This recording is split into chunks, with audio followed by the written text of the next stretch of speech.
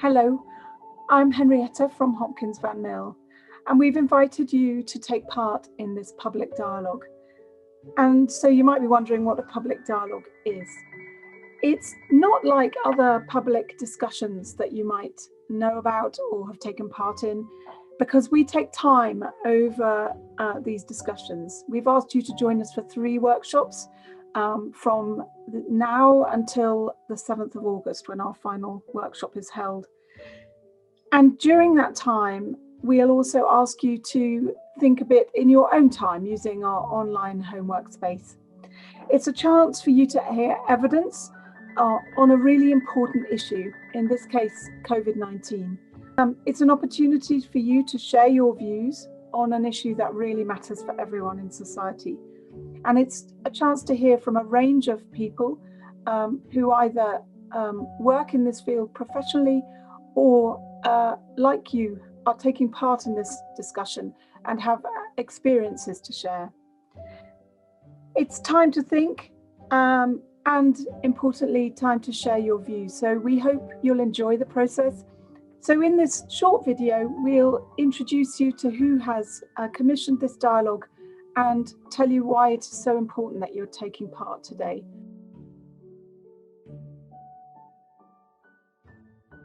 Hi, I'm Hugh Whittall. I work with the Nuffield Council on Bioethics.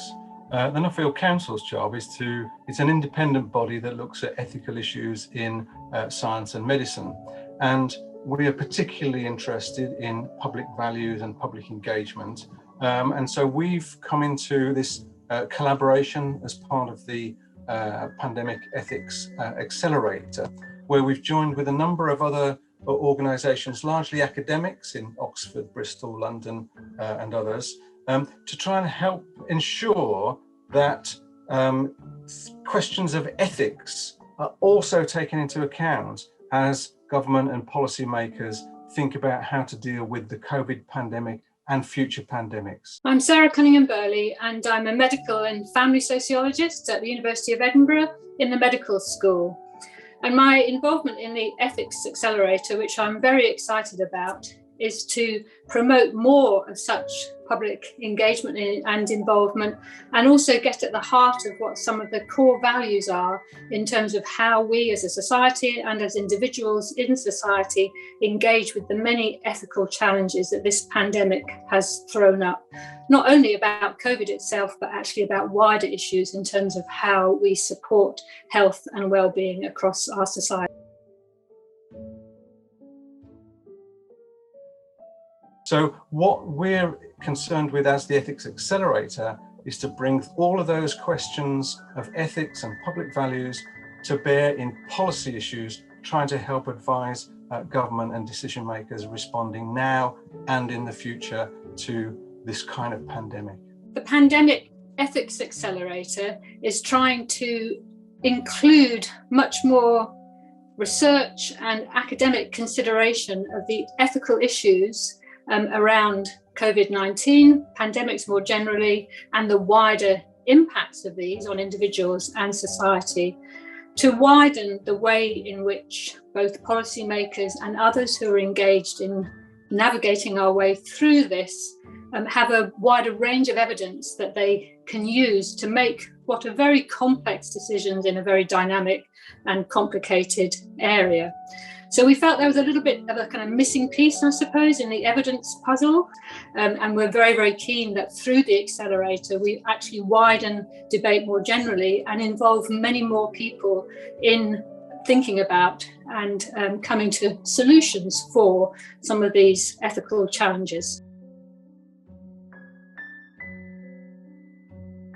So this public dialogue is coming quite near the start of the work that we're doing in the Ethics Accelerator, and we're very keen to start with a public dialogue in order that it can help shape the way in which we will proceed with some of the work in the Ethics Accelerator. So myself and Hugh are particularly involved in a priority area, as we're calling it, within the Accelerator framework, that focuses on public values, transparency and governance. We hear a lot about science and about experts, and I think those are obviously really important.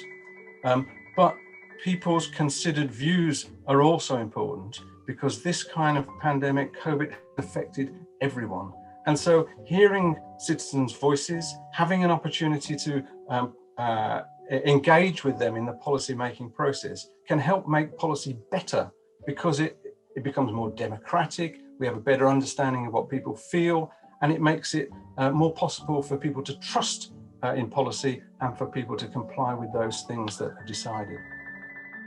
So we hope by starting early through engaging with a range of citizens that we will then be able to shape what we go on to do in terms of further dialogues, other things that we might write that would help support those that are going to be making key decisions, as well as those upon whom those decisions will have an effect. In other words, all of us in one way or another. But I hope that open dialogue amongst the participants will help everyone engage with their views. There may be areas that one hasn't thought about much before. Engage with others' views and listen to those. We may not achieve a consensus, but we might also all be surprised about the views of each other and may start to think differently. To listen and really to join in the discussions. There will be different opinions. Of course, there will be and there must be. And some of those opinions will change over time. But I think it's involvement in the discussion and listening to the discussion and that engagement that helps us all understand not only what we think, but also what as a group can become important to us.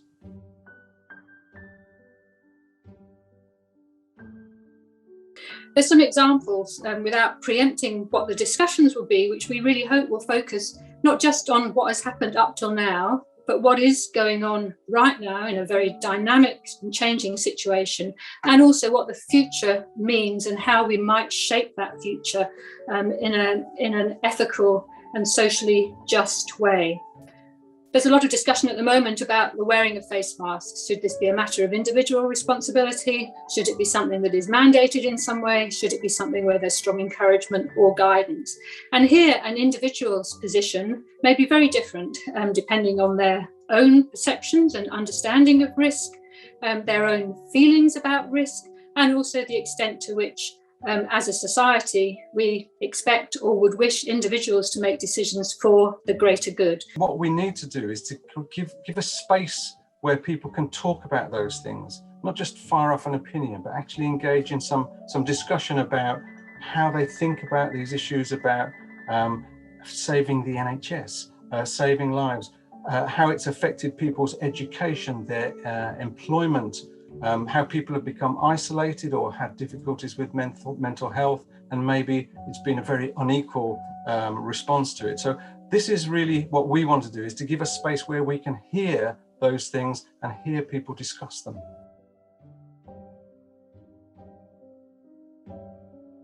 What we want to do, amongst other things, is to create a place where members of the public, where diverse groups of people from the public can lead the discussion. They can tell us what their priorities are, and then we can think about how that might inform the way that we can engage with policymakers to help build that question of trust and understanding between the public and the policy. I hope that policy and the interventions that ensue from policy will themselves be more successful in helping us overcome the pandemic and create a society that we all want to be part of going forward.